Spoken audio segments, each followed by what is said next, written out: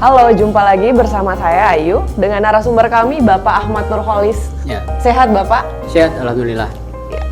Pak Ahmad Nurholis ya, sebagai konselor pernikahan beda agama nih Bapak. Sebagaimana kita tahu bahwa akhir-akhir ini ada perbincangan hangat di kalangan media bahwa pernikahan beda agama ini yang dilakukan oleh staf khusus Presiden Joko Widodo yang bernama Ayu Kartika Dewi dan pasangannya Gerald Sebastian, yang dimana pernikahannya dilakukan di gereja di Jawa Tengah, Semarang ya Bapak ya, benar ya? Itu di Jakarta. Di Jakarta ya. Ya. Berarti kan 2 kali melakukan, yaitu melakukan akad dan melakukan pemberkatan di gereja. Iya, iya. Nah ini bagaimana nih Bapak kira-kira? Apakah ada... Aduh, saya jadi... Sorry Pak. Sorry. Boleh nyantai aja, tenang aja. Iya. Mulai saya nggak bisa. Oke. Ulang lagi nih. Nggak usah. Dari situ Lanjut aja. langsung gini aja. Kok bisa gitu? Oh, iya. Karena dalam pemahaman kita Berarti selama lanjut ini, aja kan? Kan kata orang itu nggak mungkin bisa. Iya. Gitu aja. Bagaimana bisa? Kok bisa ya Pak pernikahan ini dilangsungkan? Ya, memang bisa gitu. Karena sebetulnya kan fenomena pernikahan beda agama itu kan sudah lama terjadi ya. Bahkan sebelum Indonesia merdeka pun hal seperti itu sudah ada. Karena itu pasca Indonesia merdeka, masyarakat juga banyak yang melakukan itu gitu. Hanya mungkin kita selama ini karena yang sekarang itu kan eranya media sosial, jadi ada istilah viral gitu kan. Kalau dulu kan ya nggak ada gitu. Nah karena itu belakangan baru kemudian menjadi viral ketika ada orang yang menikah berbeda agama. Sama seperti kemarin Ayu dan suaminya itu. Padahal sebetulnya itu kan bukan pernikahan kali pertama. Sebelumnya itu juga sudah banyak gitu ya. Kayak pekan sebelumnya misalnya di Semarang itu juga viral gitu. Jadi sebetulnya saya ingin menyampaikan bahwa pernikahan ini sebetulnya pernikahan ya sama seperti pernikahan pada umumnya. Mestinya sih tidak ditanggapi secara berlebihan gitu ya. Sebab mereka yang melakukan pernikahan seperti ini tidak sedikit gitu. Paling tidak yang kita fasilitasi dalam setiap bulan itu rata-rata 12 sampai 15 orang. Bahkan nanti menjelang Natal atau menjelang bulan Ramadan dalam 1 bulan itu bisa sampai 16-20 pasangan gitu. Artinya ya banyak yang melakukan itu gitu. Nah apakah dari penghulu sendiri itu dari KUA atau bagaimana Pak? Nah untuk penghulu memang tidak mungkin dari KUA gitu ya, sebab kalau KUA itu kan mengacu pada pandangan agama yang melarang gitu. Memang kalau dalam Islam itu kan ada 3 pandangan memang, jadi ada yang melarang dan itu yang menjadi preferensi bagi sebagian masyarakat kita begitu. Lalu ada pandangan yang bolehkan manakala yang Muslim itu laki-lakinya. Lalu kemudian ada juga pandangan yang bolehkan meskipun yang Muslim itu perempuannya. Nah masing-masing itu punya argumen gitu. Tapi dari yang saya baca di Al-Quran itu pada surah Al-Maidah juga kan menjelaskan kan itu kan laki-lakinya kan Muslim ya Pak ya, boleh. Tapi yang kita lihat yang jadi perbincangan hangat di mana laki-lakinya adalah Kristen gitu Pak.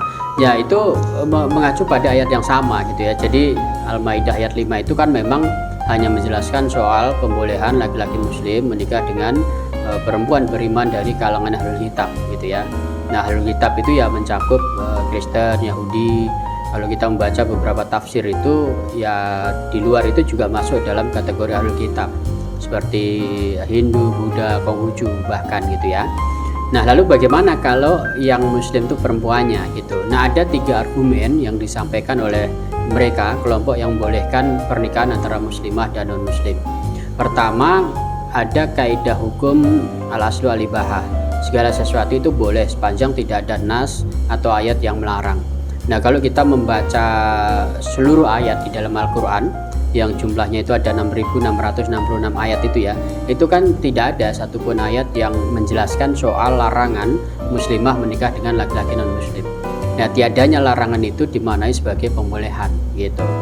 Lalu itu referensi juga, dari mana Pak? Kalau memang tidak tercantum dalam surat tersebut bahwa itu didefinisikan menjadi suatu larangan gitu. Ya itu ada kaidah juga gini, a'damud dalil wa dalil.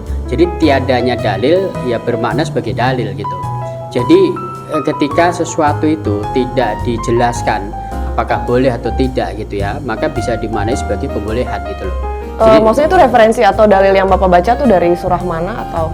Ya acuannya Al-Maidah ayat 5 itu. Tapi kalau kaidah hukum itu kan kaidah yang biasa dibangun oleh para fuqaha ya. Para ahli hukum Islam gitu. Jadi ada kaidah-kaidah hukum untuk merumuskan sesuatu itu boleh atau tidak. Manakala di dalam Quran maupun hadis itu tidak dijelaskan secara terang. Kira-kira gitulah. Tapi maaf Pak, tadi surah Al-Maidah juga menjelaskan bahwa yang seorang laki-laki itu dikategorikan sebagai muslim gitu kan. Tapi yang kita lihat yang terjadi di Semarang itu kan yang staf khusus Presiden Joko Widodo yaitu Ayu Kartika Dewi ini kan seorang muslimah dan pasangannya Gerald Sebastian adalah Kristen gitu. Betul. Itu bagaimana Pak? Ya maka itu tadi argumennya itu pertama kan tadi itu ya ada kaidah hukum gitu. Jadi di dalam Al-Quran itu tidak ada satu ayat pun yang menjelaskan soal larangan itu. Nah tiadanya larangan itu kan bisa dimaknai sebagai pembolehan gitu ya. Lantas bagaimana untuk mengurus surat-surat administrasi ke Dukcapil dan lain-lain? Nah mereka kan melakukan pernikahan itu dengan dua cara. Jadi ada akad nikah, ada pemberkatan. Nah biasanya yang dicatatkan ke pemerintah atau ke Dukcapil itu dari prosesi yang secara Islam. Jadi yang secara Katoliknya itu yang dicatatkan ke Dukcapil. Lalu mereka mendapatkan akad nikah gitu. Gitu. Lantas apakah bagaimana tuh untuk permohonan ke administrasinya dan lain-lain? Apakah ditolak atau memang bagaimana Pak? Ya kalau kemarin yang di Semarang itu bisa langsung dicatatkan dan secara umum memang mereka yang menikah berbeda agama itu bisa mencatatkan. Nah yang dicatatkan memang dari yang di luar cara Islam itu, dari yang pemberkatan gitu ya. Pemberkatan Kristen, Hindu, Buddha itu yang dicatatkan ke Dukcapil begitu. Tapi kan itu merupakan suatu larangan juga nggak sih Pak dalam hukum Islam kita melarang secara tegas? Ya kalau di Islam kan pandangan terkait dengan pernikahan beda agama itu kan tidak tunggal. Ada 3 madhab atau 3 pandangan kan gitu. Ya bagi mereka yang mengikuti pandangan yang melarang ya simpel aja nggak usah menikah berbeda agama kan gitu. Nah biasanya kelompok ini tuh mengacu pada 2 ayat di dalam Al-Quran itu. Al-Baqarah ayat 221 itu larangan menikah dengan orang musyrik. Lalu kemudian di Al-Mumtahanat 10 itu larangan menikah dengan orang kafir gitu ya. Nah oleh kelompok ini non muslim itu kan dikategorikan sebagai musyrik atau kafir kan gitu. Sementara mereka yang memiliki pandangan bahwa itu boleh mengatakan bahwa Quran itu tidak serta-merta menyebut non muslim itu sebagai musyrik atau kafir. Jadi non muslim itu dihormati oleh Islam, oleh Al-Quran sebagai ahlul kitab yang kalau perempuan dia boleh dinikahi oleh laki-laki muslim gitu. Tapi menurut buku yang saya baca juga kita kan berbicara tentang pernikahan di mana pernikahan itu adalah suatu ikatan lahir batin antara seorang wanita dan seorang pria yang membentuk satu keluarga di mana berdasarkan ketuhanan yang Maha Esa nih Pak. Betul. Apalagi pernikahan ini kan atas kembali lagi ke agama yang dianut masing-masing atau kepercayaan itu sendiri. Lantas bagaimana Pak dengan pernikahan beda agama seperti ini? Ya sebetulnya tidak ada masalah gitu kan, kita semua ini kan mengimani pada Tuhan yang Esa kan. Nah saya kira semua umat beragama itu katakanlah baik Islam, Kristen, Katolik, Hindu, Buddha yang mereka itu mengimani pada Tuhan yang Esa, Tuhan yang Maha Esa. Karena itu meskipun mereka berbeda-beda ya tujuan yang hendak dicapai itu sama, Tuhannya dan itu juga gitu loh. Nah, jadi manakala dua pasangan ini memiliki pemahaman yang sama terkait dengan ketuhanan, terkait dengan tujuan pernikahan. Tujuan menikah itu apa sih? Kan untuk bahagia ya. Nah jadi kalau dua-duanya itu punya tujuan yang sama ya insya Allah itu tidak menjadi halangan untuk bisa menikah gitu. Kecuali 2 orang ini punya persepsi yang berbeda terkait dengan agama masing-masing gitu ya. Misalnya kalau ada 2 pasangan, yang satu mengatakan agama saya lah yang paling benar gitu ya. Nah itu nggak akan bisa hidup bareng gitu. Karena prasyarat utama yang harus dipenuhi oleh mereka yang akan menikah berbeda agama itu harus punya pemahaman yang sama, bahwa semua agama itu setara di hadapan Tuhan gitu ya. Jadi nggak merasa lebih hebat, nggak merasa jadi ya masing-masing itu beragama dan itu merupakan jalan untuk menuju Tuhan, kira-kira gitulah. Syaratnya harus itu. Kalau mereka salah satu misalnya merasa lebih agamanya itu merasa yang paling benar, maka itu yang nggak mungkin bisa menikah. Lalu yang kedua begini, kalau di antara mereka itu salah satu atau dua-duanya masih punya keinginan ya untuk mengajak pasangannya mengikuti agamanya, itu juga mendingan nggak usah menikah gitu ya. Itu harus sudah hilang sejak awal, harus sudah tidak ada, kira-kira gitu. Jadi menikah itu bukan dalam rangka untuk mengajak pasangannya mengikuti agama kita, bukan gitu. Iya ya, saya paham. Tapi kan memang Bapak juga dari tahun 2005 ya Pak ya, Ya. untuk menjadi konselor pernikahan beda agama. Berarti lantas di tahun 2022 sudah 1000? Sampai sekarang itu udah 1456 pasangan di seluruh Indonesia. Iya, dan sebagaimana kita ketahui bahwa sekarang kan lagi ada perbincangan hangat karena memang kan kita hidup di zaman transformasi digital juga Ya, kan. ya. Jadi kan memang lagi ada perbincangan hangat sekali Pak gitu. Lantas yang masih saya bingung itu, yang masih saya bingung kok bisa gitu loh Pak, kok bisa? Dimana yang tadi Bapak juga jelaskan mengenai surah Al-Maidah itu Ya, kan ya. dijelaskan dengan secara detail juga Pak, dimana yang laki-lakinya itu adalah seorang Muslim gitu Ya, loh Pak. ya, ya. Pada saat kejadian di Semarang kemarin itu kan beda Pak. Ya, itu juga tidak ada masalah juga gitu. Karena sebetulnya baik pernikahan Karena itu antara- cukup mencengangkan juga Pak gitu ya, di bagi kalangan. mereka yang baru tahu kan gitu. Padahal sebetulnya dalam sejarah peradaban Islam, pernikahan beda agama itu bukan sesuatu yang baru, sudah ada sejak masa Rasulullah gitu ya. Jadi Nabi Muhammad itu dua di antara istrinya itu juga non Muslim. Ada Maria Al-Qibtiyah, penganut Kristen Koptik dari Mesir, lalu ada Sofia yang beragama Yahudi. Jadi keduanya itu dinikahi oleh Nabi Muhammad dengan tetap pada keyakinan masing-masing. Kan mereka itu masuk Islam setelah menikah dengan Nabi Muhammad kan, tidak lama setelah menikah. Nah, tapi pernikahan mereka itu beda agama. Lalu yang sebaliknya juga dilakukan oleh keluarga Nabi Muhammad. Kita tahu pernikahan beliau dengan Siti Khadijah itu kan melahirkan dua anak perempuan, Ruqayyah dan Zainab ya. Nah, Ruqayyah dan Zainab itu juga menikah dengan laki-laki non-muslim begitu. Zainab misalnya menikah dengan Ibnu Al-As. Ibnu Al-As itu masuk Islamnya 6 tahun kemudian. Dalam riwayat yang lain disebutkan 15 tahun kemudian. Artinya apa? Artinya pernikahan beda agama itu baik antara laki-laki muslim dengan perempuan non-muslim maupun yang sebaliknya itu sudah ada sejak masa Rasulullah gitu. Jadi kalau orang sekarang melihat ada orang menikah beda agama lalu terkejut, lalu ya kalau dulu kata Gus Dur itu, kata beliau ada dua kemungkinan. Kalau nggak kurang baca ya kurang piknik. Nah, kata beliau begitu. Gitu. Iya, tapi di negara kita, negara Indonesia kan negara hukum Ya. ya Pak, di mana ada undang-undang dan pasal perkawinan juga yang mengatur akan Ya, hal ya. ini gitu. Ya. Bagaimana Pak? Ya sebetulnya kalau kita mengacu pada undang-undang perkawinan, yaitu bisa dimaknai ada pelarangan, bisa juga sebaliknya. Tapi saya ingin mengatakan bahwa undang-undang perkawinan itu tidak secara jelas apakah membolehkan atau melarang. Nah, karena itu kemudian memunculkan dua persepsi yang berbeda. Ada yang memaknai pernikahan beda agama itu tidak diperbolehkan gitu.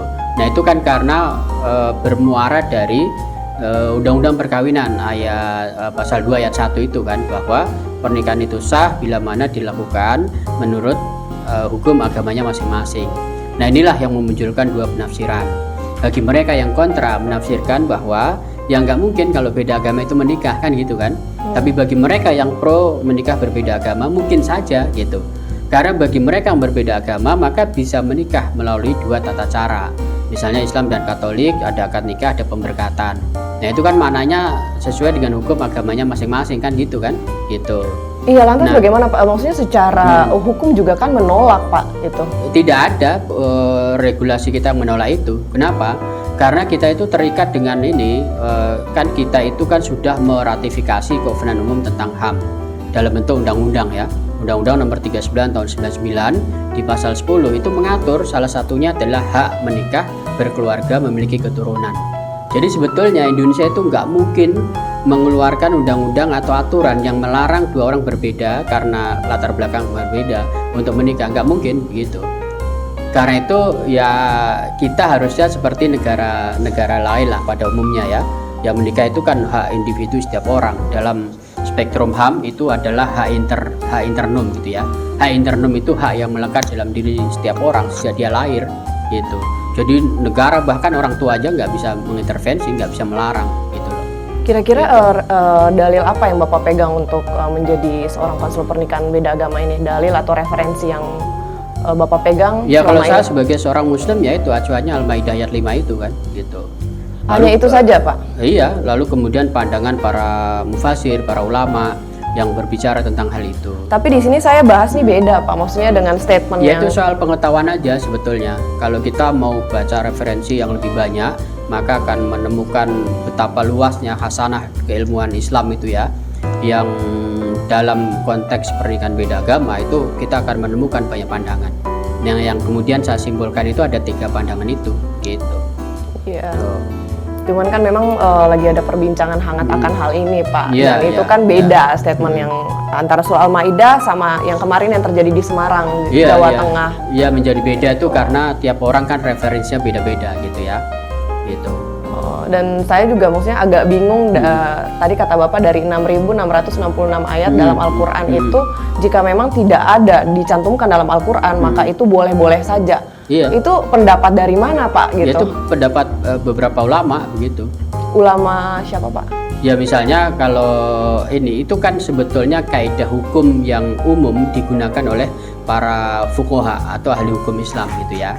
Jadi kaidah hukumnya itu seperti yang tadi saya sampaikan itu. Jadi segala sesuatu itu boleh dilakukan, boleh kalau itu berupa sesuatu yang boleh dimakan, sepanjang tidak ada dalil yang mengatakan bahwa itu tidak boleh gitu loh, kira-kira begitu. Nah terkait dengan pernikahan antara muslimah dengan non muslim itu nggak ada satu ayat pun yang melarang soal itu. Nah karena nggak ada larangan itu dimaknai sebagai pembolehan, nah gitu loh Pak. Karena maaf Gitu, Pak, maksudnya ya. kita sebagai umat muslim gitu Iya, kan kita iya. pasti kan ada punya sandaran, ada guru yang mengajarkan kita juga. Lantas kalau memang kita hanya pendapat kita sendiri, bagaimana tuh? Itu bukan pendapat saya, itu adalah pendapat para fuqaha yang sudah dibangun sejak dulu, sejak mereka tuh memahami Al-Quran, memunculkan banyak tafsir, lalu memunculkan banyak buku-buku fikih, buku tentang jurisprudensi hukum Islam begitu. Dan itu juga yang kemudian saya tuangkan ulang dalam beberapa buku saya gitu. Saya sendiri itu sudah menulis buku yang bertema tentang pernikahan beda agama itu sudah ada 5 gitu ya. Nah artinya secara intelektual, secara keilmuan saya mempertanggungjawabkan itu gitu. Dan itu 5 buku itu adalah 5 dari 5 buku itu karya Bapak sendiri? Iya, iya. Dari 39 buku yang saya tulis gitu. Tentang pernikahan beda agama. Iya, yang 5, yang lain ya tentang keislaman, tentang tema saya concern di isu-isu kebinekaan dan perdamaian. Maksudnya itu dari pola pikir Bapak, lantas Bapak tuangkan dalam buku tersebut? Iya, bukan pola pikir saya sendiri, itu juga dari berbagai pandangan referensi para ulama juga. itu betul gitu. Ya kalau nanti mau tahu detailnya ya bisa dibaca di buku itu, karena itu ada referensinya dan sebagainya. Itu terbitnya kapan Pak buku-buku tersebut? Apa Pertama, sudah lama? buku pertama yang terbit itu tahun 2004, itu diberi pengantar oleh almarhum Gus Dur sama Johan Effendi ya, pendiri CRPNI. Lalu yang kedua itu adalah hasil riset saya yang disponsori oleh Komnas HAM tahun 2005, judulnya Pernikahan Beda Agama. Lalu 2010 kemudian dicetak ulang gitu. Kemudian berikutnya itu tahun 2012 saya menulis juga judulnya menjawab 101 masalah pernikahan beda agama. Terus beberapa tahun kemudian menulis lagi sebelum itu ada juga yang judulnya itu Kado Cinta bagi Pasangan Nikah Beda Agama ya, yang diterbitkan oleh Gramedia. Sebelumnya tadi yang pertama kali itu diterbitkan oleh Elkis Jogja, yang kedua oleh Komnas HAM, yang ketiga oleh Gramedia Pustaka Utama, yang keempat oleh Harmoni Mitra Madania, kemudian yang kelima itu oleh Kaukaba Jogja, judulnya Fikih Keluarga Lintas Agama gitu. Nah ada 2 buku yang kemudian digunakan oleh Hanung Bramantio ya untuk membuat film Bapak Cinta tapi Beda itu.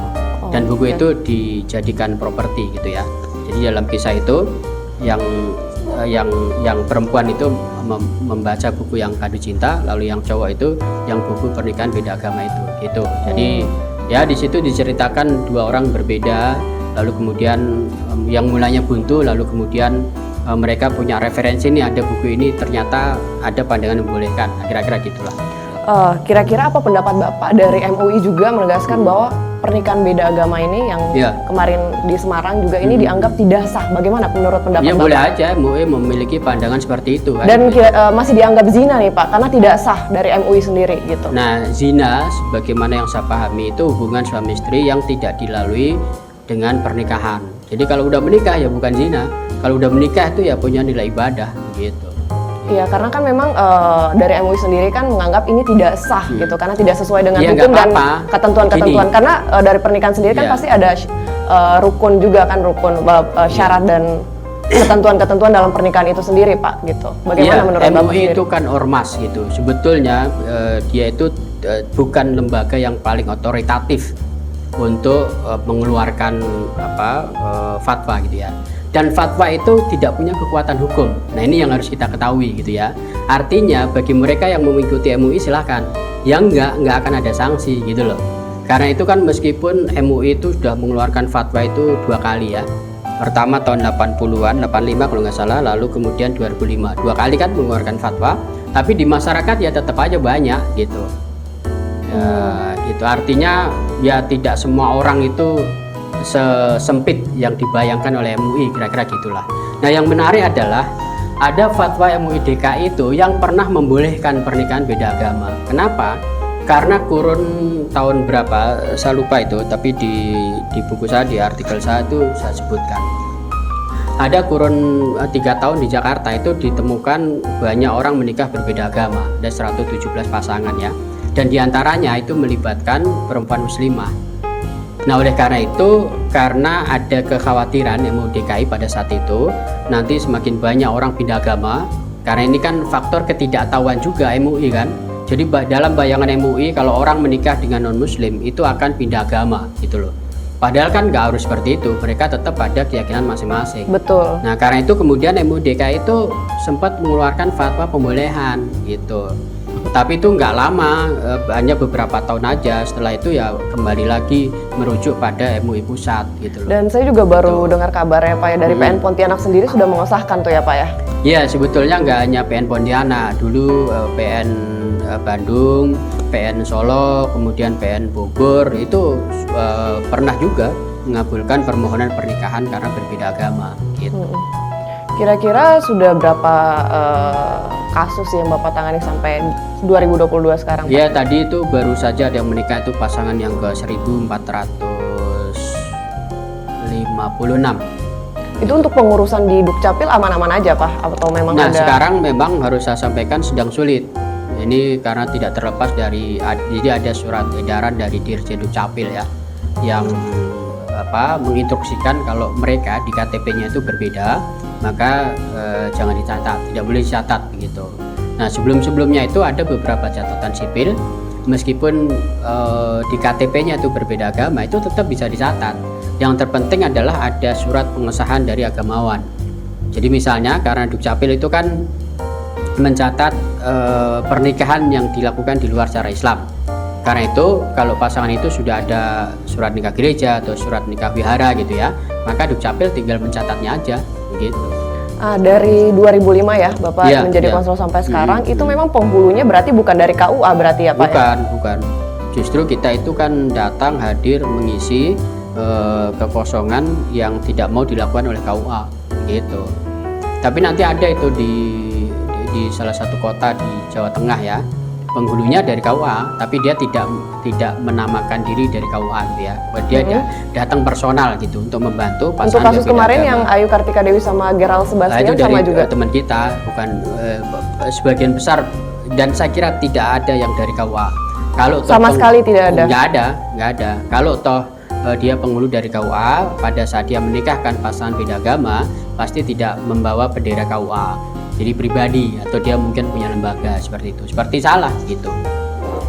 Berarti sampai sekarang memang kan ada pro kontra juga sih Pak kan di mana dari MUI sendiri, dari pakar perkawinan juga sendiri gitu Pak. Ya nggak apa-apa, pro kontra itu kan sesuatu yang biasa ya, nggak hanya dalam soal pernikahan beda agama, dalam soal lain juga memunculkan pro kontra. Banyaklah di dalam dimensi keagamaan itu yang bisa dijadikan pro dan kontra gitu. Iya betul. Karena masing-masing orang punya pemahaman yang berbeda-beda juga. Apalagi ini kan masalah pernikahan Pak seperti itu. Karena maaf ya kita sebagai seorang muslim juga ya Bapak ya. Itu kan dalam untuk misal ke kamar mandi atau WC juga kan ada aturannya seperti itu. Apalagi masalah pernikahan ya Pak gitu. Nah, karena itu sebagaimana yang saya pahami, Islam itu sangat luar biasa gitu. Yang saya kira tidak ada, belum saya temukan di dalam kitab suci manapun ya terkait dengan pernikahan beda agama. Nah, Islam itu mengizinkan. Itu kan sebuah lompatan paradigmatik yang luar biasa gitu. Dan saya meyakini bahwa kenapa Islam kemudian memberikan ruang bagi pernikahan beda agama ya, karena mungkin Islam ini agama yang sangat visioner gitu ya, tahulah perkembangan dinamika manusia yang semakin dinamis kan, perjumpaan mereka di tengah keragaman perbedaan itu semakin intensif, sehingga kemudian tidak terhindarkan kalau di antara mereka itu saling berteman, bersahabat, bahkan saling jatuh cinta. Nah, karena itulah kemudian Islam itu, tapi kan kita pikir kan bukan hanya pikir duniawi saja kan Pak, kita kan pikir akhirnya gitu. juga Pak, bukan kalau hanya atas duniawi landa aja Nabi Muhammad gak akan melakukan, dia juga tidak akan mengizinkan putrinya menikah dengan laki-laki non muslim gitu. Iya, karena kan bukan pikir atas dasar landasan cinta atau dan lain hal sebagainya Pak, kita kan pikir bukan duniawi saja tapi uhrawi juga Pak gitu. Iya. Bagaimana menurut Bapak seperti itu? Iya, memang seperti itu. Orang menikah itu kan nggak hanya untuk perjalanan sebentar waktu kita di dunia, tapi juga untuk sampai nanti ke akhirat gitu loh. Gitu. Bapak Ahmad Nurholis, dikatakan jika pernikahan beda agama ini diperbolehkan di negara kita, negara Indonesia. Kira-kira dari secara teknis dan prosedurnya bagaimana Bapak? Ya, kalau bicara prosedur ya sebetulnya sama seperti pernikahan pada umumnya gitu ya. Jadi mereka manakala sudah mendapatkan restu dari kedua orang tua atau keluarga masing-masing, apa berikutnya? Langkah kedua itu adalah mengurus persyaratan administratif dari mulai pengantar RT RW kemudian kelurahan gitu ya. Nah, setelah dokumen itu sudah siap, maka mereka bisa langsung mendaftar. Nah, kalau mereka mau urus sendiri, pendaftaran itu dilakukan di mana? Ya, kalau untuk pencatatan sipil ya ke Dukcapil. Nah, untuk area DKI sekarang pencatatan sipil itu bisa dilakukan lewat kecamatan. Dari kecamatan itu ada petugas Dukcapil gitu ya. Kalau mereka mau mengurus lewat kami, maka dua-duanya bisa dilakukan itu. Jadi pendaftaran sekaligus untuk dua prosesi, baik akad nikah maupun pemberkatan. Nah, kalau itu sudah dilakukan, maka hari H itulah dilakukan pernikahannya. Jadi misalnya pasangan itu Islam dan Kristen, maka ada akad nikah, ada pemberkatan. Nah, secara teknis bisa fleksibel, bisa pemberkatan dulu, baru akad, atau akad dulu, baru pemberkatan. Dokumen-dokumen yang disiapkan apa saja Pak kira-kira selain fotokopi KTP, KK, akte lahir, KTP orang tua, KTP saksi, terus pengantar dari kelurahan, itu aja sih. Gitu. Kalau KTP-nya DKI, Bantul, Tangsel itu nggak perlu lagi ada pengantar dari kelurahan. Jadi cukup fotokopi tadi itu, gitu. Nah, jadi secara teknis itu ya, jadi ada akad nikah, ada pemberkatan. Nah, setelah itu nanti kita tinggal menunggu panggilan sidang dari catatan sipil untuk sidang pencatatan. Nah, dari yang tadi dua prosesi dari akad nikah, biasanya kami memberikan surat keterangan nikah. Lalu kemudian dari gereja memberikan surat nikah gereja. Kalau dari wihara ya surat nikah dari wihara gitu. Nah, surat nikah yang non Islam itulah yang dicatatkan ke Dukcapil untuk mendapatkan akte nikah. Nah, itu sih. Ini artinya mereka secara agama sudah sah, secara negara juga sudah terregister atau tercatat gitu. Nah, kalau sudah tercatat memiliki akte nikah, maka berikutnya mereka tidak lagi kesulitan untuk membuat kartu keluarga, akte lahir anak dan seterusnya. Betul. Gitu. Nah, pada kasus yang kemarin Bapak itu dari pihak keluarganya bagaimana tuh? Ya, umumnya setiap pasangan yang kami bantu fasilitasi itu ya posisi keluarga sudah merestui. Kalau tidak, yang kami lakukan itu adalah memediasi. Nah, itu yang sering juga dilakukan oleh mereka yang belum mendapatkan restu. Jadi setelah konseling berdua gitu ya. Oh, konseling ke Bapak dulu ya? Iya, nanti kalau posisinya orang tua belum merestui, biasanya mereka ajak juga orang tua untuk bertemu dengan kami gitu. Tapi ada kasus seperti itu Pak? Banyak ya, akan hanya sedikit yang datang ke kami itu udah mendapat restu dari orang tua. Rata-rata sih sudah ya Bapak ya? 85% mungkin datang dengan kondisi belum ada restu dari orang tua. Gitu. Berarti kemarin kasusnya ya setuju ya Bapak ya? Iya, tapi muncul kata setuju itu bukan proses yang pendek. Betul. Melalui perjalanan panjang dulu. Sih. Karena itu kan pengalaman mereka yang menikah berbeda agama itu pacarannya rata-rata di atas 5 tahun. Ada yang 10 tahun, 15 tahun, bahkan ada yang 20 tahun. Iya. Gitu. Nah, itu tidak terlepas dari ya ini adanya pro dan kontra itu. Sebagian orang tua pasti preferensinya ini tidak boleh, ini tidak sah, ini zina dan sebagainya. Nah, itulah yang membuat si anak ini tidak mudah untuk mendapatkan restu. Gitu. Karena kan ada pendapat juga dari Iya, masing-masing pihak juga ya Bapak. Lantas apakah ada pesan dari Bapak kepada pasangan-pasangan di luar sana yang berbeda keyakinan nih Bapak? Ya, kalau dari saya yang penting adalah ketika mereka itu sudah yakin, kan syaratnya itu harus sama-sama yakin. Beda agama boleh, tapi harus satu keyakinan. Ya. Kalau misalnya yang laki-lakinya yakin bisa menikah, tapi yang perempuannya nggak yakin kan nggak bisa nikah kan. Betul. Jadi dua-duanya harus memiliki keyakinan yang sama, memiliki keyakinan bahwa menurut agama masing-masing ini diperbolehkan, sehingga tidak ada lagi ganjalan dalam hati mereka. Tapi kalau memang yang sudah terjadi misalnya beda keyakinan, bagaimana Pak pesan Bapak kepada Ya mereka? nggak bisa menikah kalau keyakinannya berbeda, kan harus sama dulu keyakinannya, baru bisa menikah kan. Iya, Gitu. iya. Pak Ahmad Nurholis, jika memang disetujui nih dari negara kita, negara Indonesia, pernikahan beda agama, kira-kira dari manfaatnya ini kan pasti ada munculnya dampak negatif serta positifnya nih Bapak. Bagaimana menurut Bapak? Ya memang kan ini sudah waktunya ya negara itu membuat regulasi yang lebih terang terkait dengan pernikahan beda agama, mau dilarang atau diperbolehkan gitu. Tapi seperti yang di awal tadi saya sampaikan, ya Indonesia itu selama masih menjadi anggota PBB, tidak membatalkan ratifikasi tentang Kovenant Umum tentang HAM, maka nggak mungkin bisa melarang. Karena itu hanya ada satu cara, membolehkan gitu. Nah, dampak positifnya apa? Ya kalau ini diperbolehkan, saya kemudian menjadi ingat dengan Gus Dur ya, ketika beliau itu terhadap pasangan yang berbeda agama tidak hanya membolehkan, tapi beliau mengatakan justru kita ini mestinya mengapresiasi terhadap mereka yang menikah berbeda agama. Kenapa? Karena mereka dari aspek toleransi itu nggak sekedar teori, mereka praktik gitu. Dari ruang kecil bernama apa? Kamar tidur gitu. Nah oleh karena itu sebetulnya akan banyak manfaatnya, akan banyak positifnya ya. Ketika pernikahan beda agama itu dalam konteks Indonesia itu memang diperbolehkan gitulah. Jadi nggak ada diskusi lagi dilarang atau diperbolehkan gitu. Konteksnya dalam jangka panjang tuh itu. Kan kita ini sangat majemuk kan. Nah, generasi toleran itu justru akan dilahirkan dari pasangan yang menikah berbeda agama ini. Jadi anak-anak mereka itu akan tumbuh menjadi manusia yang punya pikiran yang terbuka lah, toleran. Karena mereka belajar toleransi ya dari rumahnya gitu ya, sudah melihat orang tuanya berbeda, nggak ada masalah gitu. Nah negatifnya apa kalau ini dilarang? Ya hanya akan selalu memunculkan itu tadi kebisingan di tengah masyarakat kita, karena yang kontra juga semakin keras gitu ya, tetapi yang pro mereka juga tidak akan pernah mengendorkan semangatnya. Ya kalau udah cinta itu biasanya nggak ada yang bisa menghalangi kan, ya akhirnya ya tetap menikah gitu. Baik, Bapak terima kasih banyak ya atas Sama-sama. diskusinya siang ini Bapak. Terima kasih teman-teman, jumpa lagi nanti selanjutnya di diskusi kita.